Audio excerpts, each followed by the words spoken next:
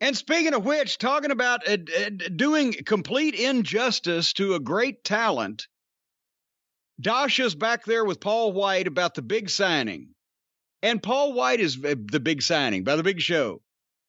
Paul White is very smooth. He talks well. He's glib, etc. But he obviously was told to say this. So it was flat and it's stupid. He said, as the clue, I don't think anyone here can outwork him. What does that mean to the average person? He's got a great work ethic. They're just speaking to not even smart fans, but smart marks. He's always on time. He brings his lunch. Yes, that's as impressive to the average person. He's always on time. He brings his lunch. He cleans up after himself. Nobody here can outwork him. That's what that sounds like to anybody besides their little bubble of basement nerd fucking titty-sucking wrestling fans, supposed wrestling fans. What would that mean in any kind of real sports environment, and why would it be a provocative statement or a statement made to glorify the greatness of somebody? They've already said he's Hall of Fame worthy. Now he can outwork anybody. He stays late. He never asks for overtime. And should we, well, let's jump ahead since we're talking about this, because they did, go ahead, what? I was going to say, I don't think we mentioned it, but curious your thoughts. Paul White, formerly The Big Show, when he came out on AEW Dynamite to announce that he has an announcement at Revolution, his t-shirt, I guess the branding, the merchandise is going to be, what was it? No more BS. No more BS. What'd you think of that?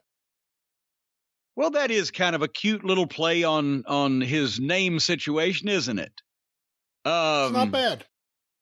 You know, but there's other, that was probably his idea. The only witty thing about this whole presentation, they've buried Big Show. I got to call him Show. I've known him 20 years to call him Show. They buried Show and they buried poor Christian. And we're going to jump ahead to the reveal of the signing. Yes, it's Christian Cage.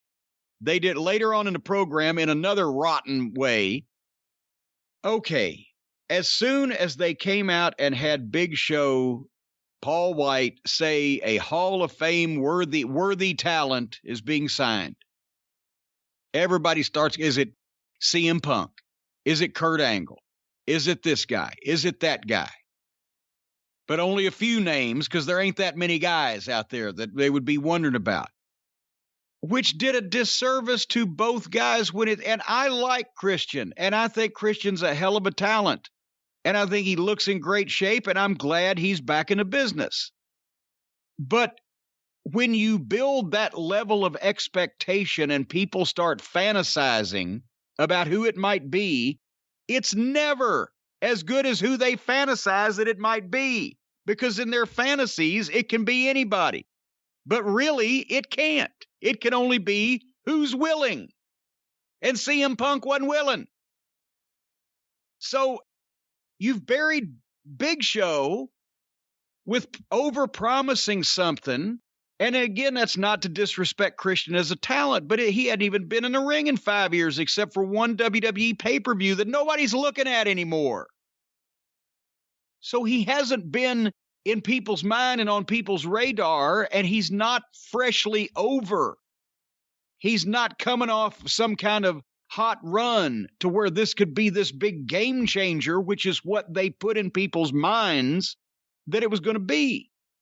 If they had introduced him in any other way, it would have been more beneficial to him, because then it created an expectation he couldn't live up to, and whether or not that the hand-picked and or hand-paid fans in Daly's place cheered it or not, it was a letdown because the expectation people had built up. And then, not only does the fucking entrance, his name pops up on the screen before the people see him and blow the surprise, he comes out to entrance music, gets in the ring, signs his contract, and leaves without saying a word. Is that what I saw? Did I miss something? That's exactly what you saw.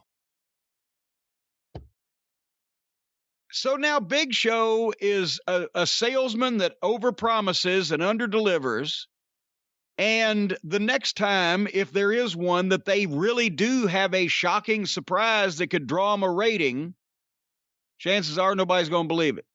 So this was a good win-win for everybody. Like you said, everyone's mind immediately went to Brock Lesnar, CM Punk, to the point where he had to deny it.